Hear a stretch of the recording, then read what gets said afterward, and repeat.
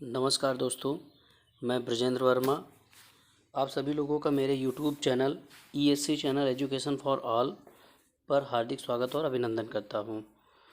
शिक्षा मनोविज्ञान के विषय में हम लोग आज पढ़ाई करेंगे और आज जो मैं वीडियो लेकर आया हूं वो शिक्षा मनोविज्ञान के महत्वपूर्ण तथ्यों से संबंधित है। मेरे दो वीडियो लगातार आएंगे। पहला होगा महत्वपूर्ण तथ्यों से और दूसरा होगा महत्वपूर्ण ऑब्जेक्टिव प्रश्न होंगे। उसमें 50 क्वेश्चन मैंने रखे हुए हैं जो बहुत ही महत्वपूर्ण हैं। तो इस तरीके से दो वीडियो में हम लोग इस टॉपिक को कवर करेंगे। इससे पहले मैंने शिक्षा और मनोविज्ञान और शिक्षा मनोविज्ञान इन तीनों टॉपिकों को अलग अलग पढ़ा दिया है। अगर आप लोगों ने अभी तक वो वीडियो नहीं देखा है तो आप प्लेलिस्ट में जाकर उस वीडियो को देख सकते हैं। तो चलिए आज वीडियो की शुरुआत करते हैं, जिसमें आज हमारा जो टॉपिक है वो है वन लाइनर। शिक्षा मनोविज्ञान और उसके कुछ महत्वपूर्ण वन लाइनर हैं, उनसे शुरुआत करते हैं। वीडियो शुरू करने से पहले एक चीज़ और आप लोगों से मैं कहना चाहूँगा कि अगर अभी तक आप लोगों ने मेरे चैनल को सब्सक्राइब नहीं किया है तो प्लीज़ चैनल को सब्सक्राइब कर लें और ज़्यादा से ज़्यादा मेरे वीडियो को शेयर करें, जिससे ये ज़्यादा से ज़्यादा लोगों तक पहुंच सके।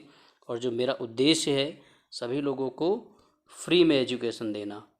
आप कोचिंग के लिए 1500, 1600, 2500, 3000 इतने रुपए खर्चा करते हैं तो वो उसकी ज़रूरत नहीं पड़ेगी। जो बच्चे असमर्थ हैं, कोचिंग की फ़ीस नहीं दे सकते हैं, मैं उनके लिए ये वीडियो लेकर आया हूँ। तो मेरा जो उद्देश्य है उसमें प्लीज़ आप लोग थोड़ा सा सहयोग करें, वीडियो को शेयर ज़रूर करें और चैनल को सब्सक्राइब जरूर करें। चलिए अब शुरू करते हैं वीडियो की। शिक्षा मनोविज्ञान महत्वपूर्ण तथ्य हैं, वन लाइनर लेके आया हूँ मैं, जिसमें से पहला पॉइंट है विद्या से अमृत की प्राप्ति होती है। यह कथन कहाँ से लिया गया है? तो यह कथन कहाँ से लिया गया है? यजुर्वेद से लिया गया है। 4 वेद हैं, कौन कौन से? ऋग्वेद,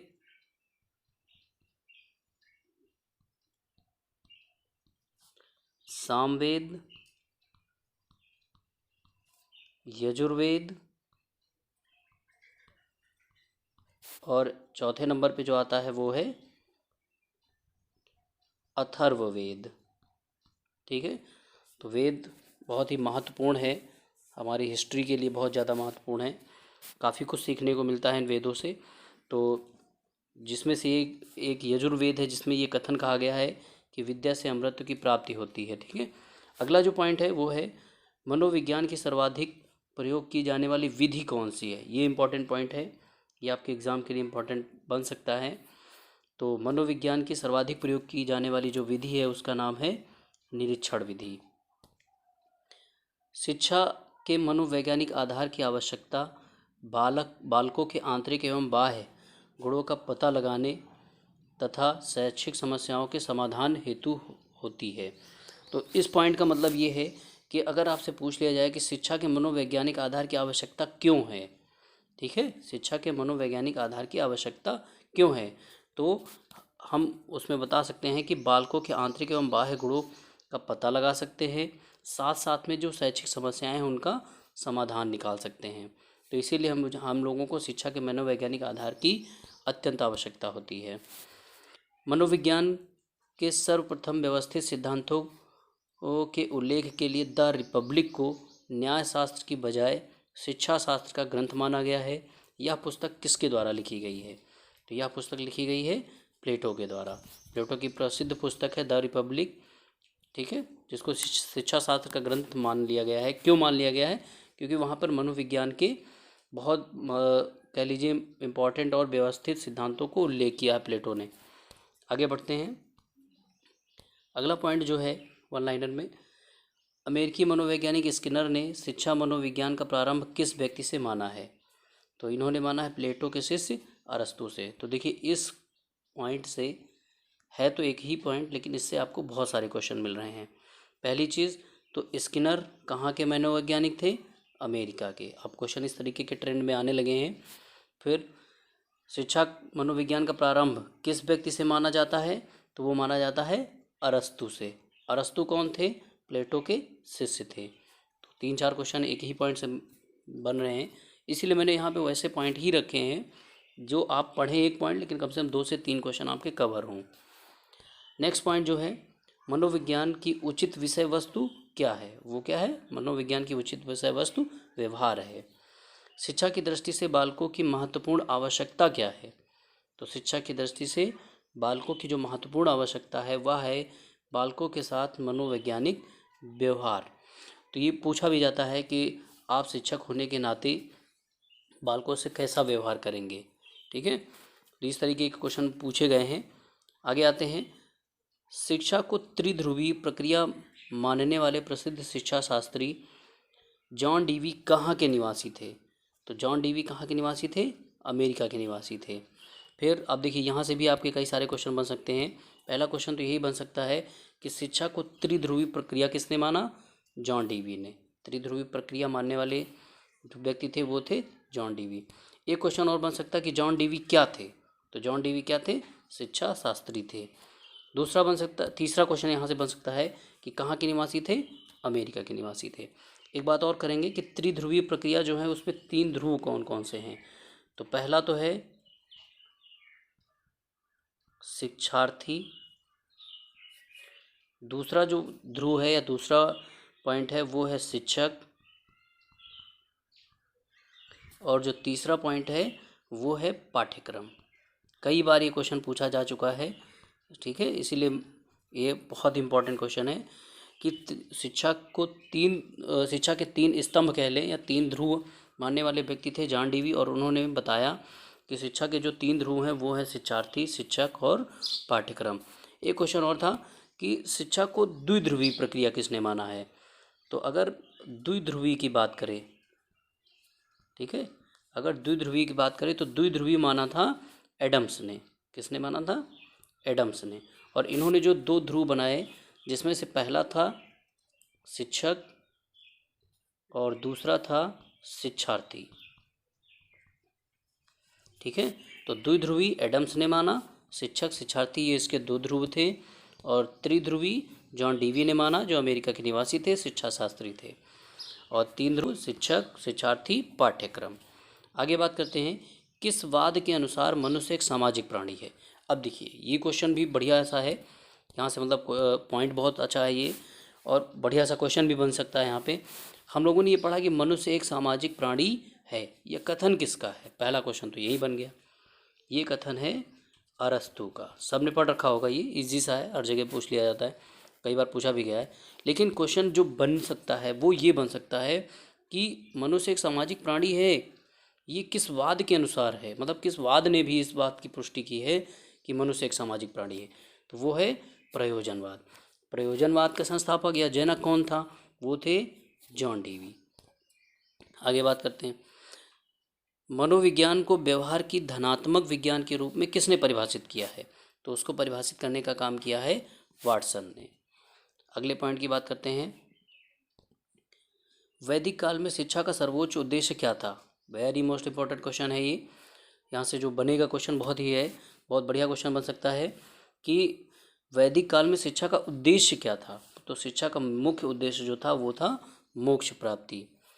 आज के समय की अगर बात की जाए तो आज के समय में शिक्षा का सर्वोच्च उद्देश्य क्या हो सकता है? वो है जीवन यापन। अगर देखा जाए प्रेजेंट कंडीशंस को देखते हुए हम कह सकते हैं कि एक अच्छा जीवन हम जी सकते हैं किसके माध्यम से? अगर हम शिक्षित हैं। आगे बात करते हैं, वैदिक काल में शिक्षा का प्रारंभ किस संस्कार से होता था? तो वो होता था उपनयन संस्कार से। और ये किस बात की कर रहा है? वैदिक काल की बात कर रहा है। ठीक है, वैदिक काल में शिक्षा उपनयन से शुरू होती थी और जबकि उसमें बौद्ध काल में किससे होती थी? वो प्रवज्या संस्कार से होती थी। ये आगे मैं अलग से टॉपिक इनके बनाऊंगा, वीडियो बना देंगे। अभी जो है उसी पे बात करते हैं। एक शिक्षक को शिक्षा मनोविज्ञान का अध्ययन क्यों करना चाहिए? लीजिए, आ ही गया उस तरीके का क्वेश्चन कि एक शिक्षक को शिक्षा मनोविज्ञान का अध्ययन क्यों करना चाहिए। तो शिक्षक के लिए जो शिक्षा मनोविज्ञान की इम्पोर्टेंस है वो है कि अपने शिक्षण को और अधिक प्रभावशाली बनाने के लिए। अगर शिक्षक को शिक्षा मनोविज्ञान का ज्ञान है तो वो अपनी कमियों को स्वयं पहचान सकता है, अपनी विधियों में जो पढ़ाने की उसकी विधियां हैं, शिक्षण विधियां हैं, उसमें वो सुधार कर सकता है। ठीक, फिर एमिल एंड एजुकेशन, ये मोस्ट इम्पॉर्टेंट बुक है, कई बार एग्जाम में पूछी गई, किसकी थी? रूसो की थी। अब एक क्वेश्चन और बन सकता है, रूसो किस बात से संबंधित थे? तो रूसो जो थे वो प्रकृतिवाद से संबंधित थे। रूसो प्रकृतिवाद से संबंधित थे। नेक्स्ट बुक है द रिपब्लिक, किसकी रचना है? अभी पीछे बात भी की गई थी कि इसको क्या कहा जाता है, इसको न्याय शास्त्र की जगह क्या माना गया है? इसको न्याय शास्त्र की जगह शिक्षा शास्त्र की पुस्तक माना गया है। ठीक है, इसको न्याय शास्त्र की जगह शिक्षा शास्त्र की पुस्तक माना गया है। द रिपब्लिक को किसकी रचना है? प्लेटो की है। द स्कूल एंड सोसाइटी किसकी रचना है? तो ये जॉन डीवी की है। इन्होंने शिक्षा के 3 ध्रुव माने थे। फिर 1882 में लंदन में मानवीय विशेषताओं का अध्ययन करने के लिए प्रयोगशाला का निर्माण किसने किया? तो सर्वप्रथम प्रयोगशाला का निर्माण मानवीय विशेषताओं का अध्ययन करने के लिए 1882 में किया था अल्फ्रेड बिने ने। अब ये तो कुछ महत्वपूर्ण वन लाइनर थे। यहाँ पे हम बात करते हैं महत्वपूर्ण कथंस की। इनको हम परिभाषा भी कह सकते हैं, इम्पॉर्टेंट फैक्ट भी कह सकते हैं। ठीक है, और महत्वपूर्ण कथन तो है ही ये। पहला है सह विद्या या विमुक्त है, अर्थात इसका जो अर्थ है वह है शिक्षा वह है जो मुक्ति दिलाए।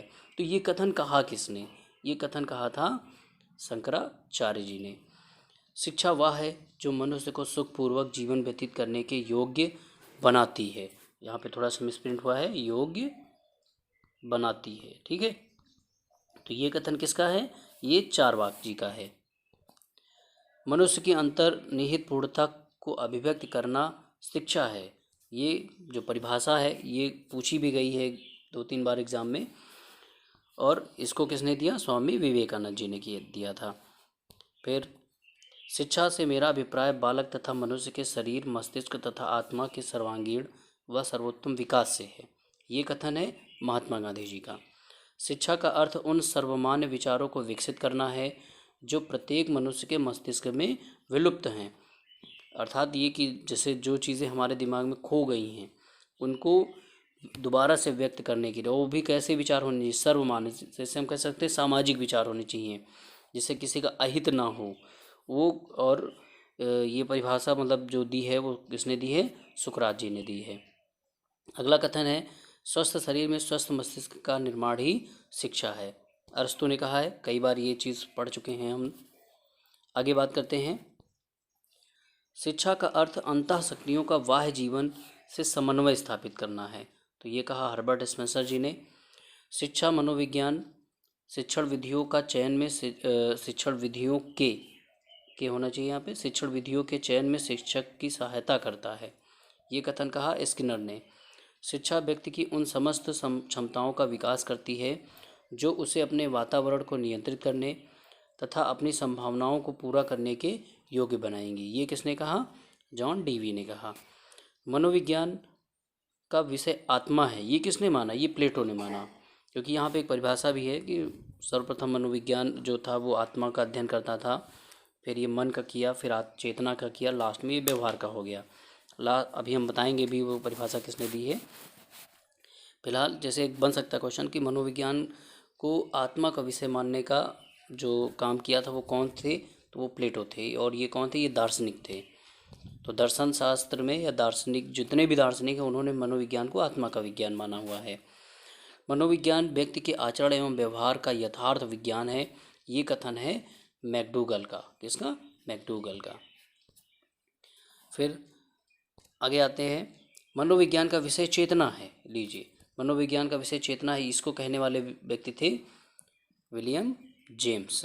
अब ये जो परिभाषा है ये मोस्ट इम्पॉर्टेंट परिभाषा है। अगर आप ये परिभाषा लर्न कर लेते हैं तो यहाँ से मनोविज्ञान के बारे में जो मोस्ट इम्पॉर्टेंट फैक्ट हैं वो आपको पता चल जाएंगे। जैसे मनोविज्ञान ने सर्वप्रथम अपनी आत्मा का परित्याग किया, फिर इसने मन का परित्याग किया, पुनः इसने चेतना का परित्याग किया, अब यह व्यवहार के विधि को स्वीकार करता है। ये कथन, ये परिभाषा बनाने वाले व्यक्ति थे वुडवर्थ, और ये मोस्ट इम्पॉर्टेंट परिभाषा है।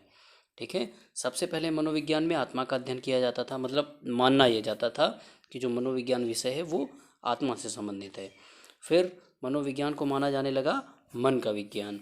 फिर उसके बाद तीसरे नंबर पे मनोविज्ञान को चेतना का विज्ञान माना जाने लगा, और लास्ट में इसको माना जाने लगा किसका? व्यवहार का। विज्ञान।